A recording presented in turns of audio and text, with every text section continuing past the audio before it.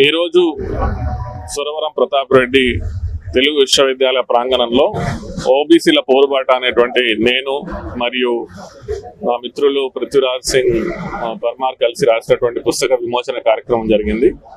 ముఖ్యంగా ఈ పుస్తక విమోచన కార్యక్రమంలో అన్ని రాజకీయ పార్టీలకు సంబంధించినటువంటి సీనియర్ నాయకులు, సామాజిక పరంగా ఓబీసీ బీసీల విషయాల మీద ఉన్నటువంటి ఇంటలెక్చువల్స్ వీళ్ళందరినీ పిలిచి ఈ కార్యక్రమాన్ని నిర్వహించడం జరిగింది.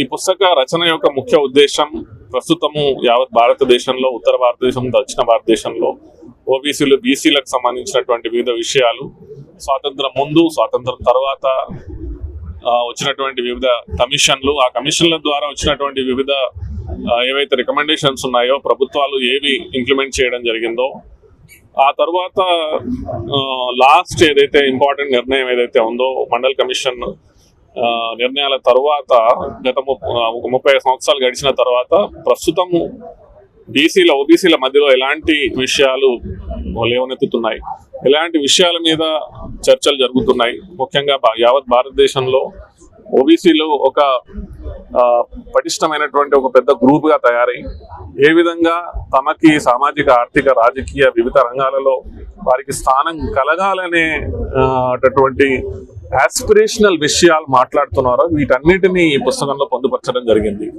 ఈ పుస్తక రచన యొక్క ముఖ్య ఉద్దేశం అటు కేంద్ర ప్రభుత్వం, ఇటు రాష్ట్ర ప్రభుత్వాలకి ఓబీసీల పట్ల ఇంకా లోతుగా విషయాలు తెలియాలి, ఓబీసీల విషయాలపైన మంచి నిర్ణయాలు మున్ముందు తీసుకోవాలి. ముఖ్యంగా జనగణనలో కులగణన చేయాలనేటువంటి భారత ప్రభుత్వ నిర్ణయం చాలా స్వాగతయోగ్యమైనది.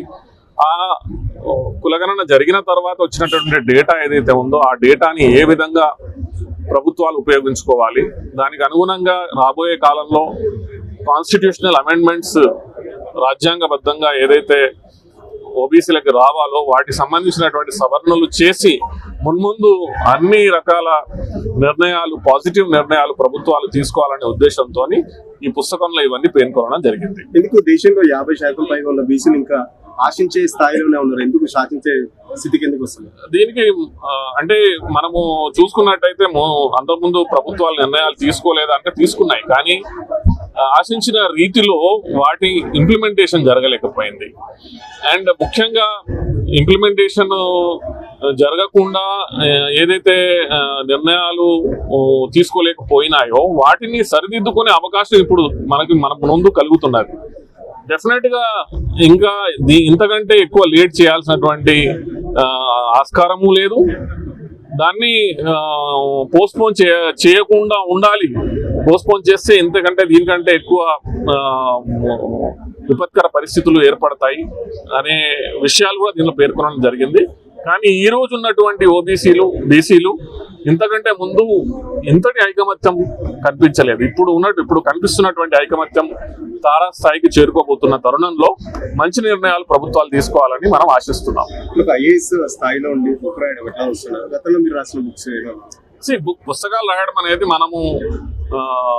మనకున్నటువంటి భారత రాజ్యాంగం ఇచ్చినటువంటి స్వాతంత్రం. అదే విధంగా సర్వీస్ లో ఉన్నా కూడా కానీ మేము పుస్తకాలు రాస్తాం. నేను ఏదైతే అడ్మినిస్ట్రేటివ్ పనులు చేసినానో, లాడ్లీ లక్ష్మి యోజన అనేటువంటి ఒక గొప్ప కార్యక్రమాన్ని చేపట్టినామో, ఇందోర్ని క్లీన్ సిటీగా చేసినామో, అదేవిధంగా ప్రభుత్వాల్లో ఉన్నటువంటి మంచి నిర్ణయాలు ఏవైతే తీసుకోవడం జరుగుతుందో, పాలసీ పరంగా నిర్ణయాలు తీసుకున్నా వాటి మీద పుస్తకాలు రాయడం జరిగింది. సో ఇప్పుడు అదే విధంగా సామాజిక పరంగా కూడా సమస్యల పట్ల కూడా మనము ప్రభుత్వాలకి, సమాజానికి తెలియాల్సినటువంటి బాధ్యత ఉన్నది. కాబట్టి దాన్ని దృష్టిలో పెట్టుకునే ఈ పుస్తకాలు రాయడం జరిగింది. ఏ భాషలో ఉంది? తెలుగు లేదు, ఇంగ్లీష్ లో ఉంది, ప్లస్ తెలుగులో, రెండిట్లలో ఈ పుస్తకం వచ్చింది. జై బీసీ.